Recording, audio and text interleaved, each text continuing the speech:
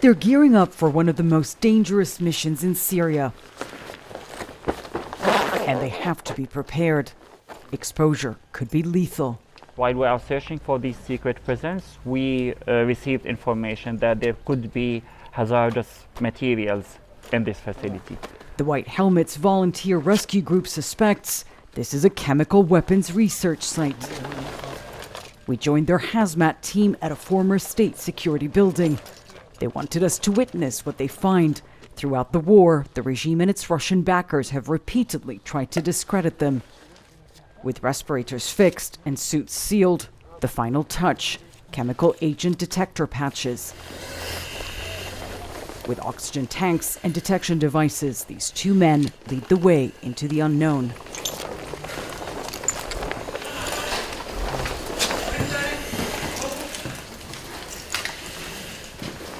They have to move carefully and methodically. Looters got here first. Every surface is scanned for traces of chemicals. A suspected weapons delivery system sits in the middle of this room, but no traces detected so far.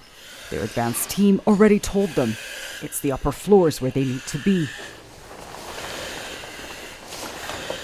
Slowly, they move upstairs. Step by step, on every floor and in every room, they're searching for clues. What was the Assad regime doing here? Evidence of what appears to be a secret chemical lab emerges. In several rooms, they find countless labeled bottles and containers filled with chemicals. Their main mission today is to document, try and find out as much as they can about the chemicals they're finding in this facility.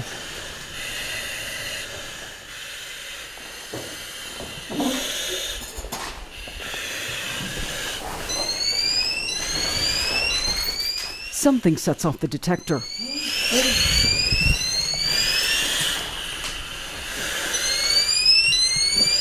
They take pictures for experts to review the reading. It says TIC, toxic industrial chemical. He checks his patch and carries on.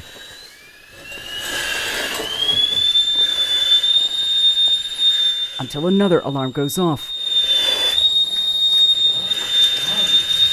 They realize it's one of the oxygen tanks. He has to get out fast. It's becoming clear they were experimenting with dangerous substances here. Tucked in the middle of a residential Damascus neighborhood, the local Druze community had long suspected this was more than just a state security building. As regime forces withdrew, people rushed in to see what was really inside this feared compound. It was a local pharmacist who sounded the alarm, and the White Helmets were called in.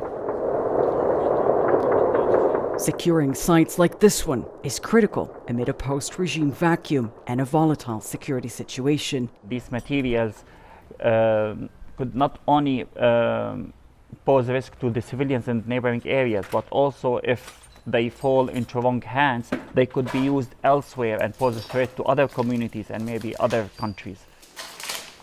CNN shared images with 4 experts. Based on that snapshot, they all agree this was a chemical lab. It's unclear whether it was used for chemical weapons research or something else, including analysis of environmental threats or illicit drugs, among other possibilities. Strewn about, they find what they describe as a trove of documents. One we can't independently verify mentions communications between the facility's command and a Russian military officer. Preserving documents like this is now part of the team's mission. They also find weapons storage and production rooms. We see all the necessary components to build modified and improvised explosive devices. It was shocking how the previous regime used all these government institutions as multi-purpose facilities.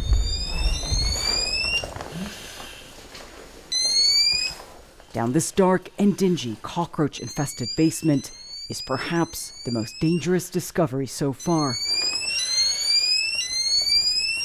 Almost every surface and sealed container sets off the detector. It registers lewisite, a blistering chemical agent. Experts say it could be a false positive. and like everything here, it will need additional testing. The fall of the regime may be uncovering what until this day had been hidden in the dark, leaving Syria and the world a dictator's toxic legacy. Jomana Karadsheh, CNN, Damascus.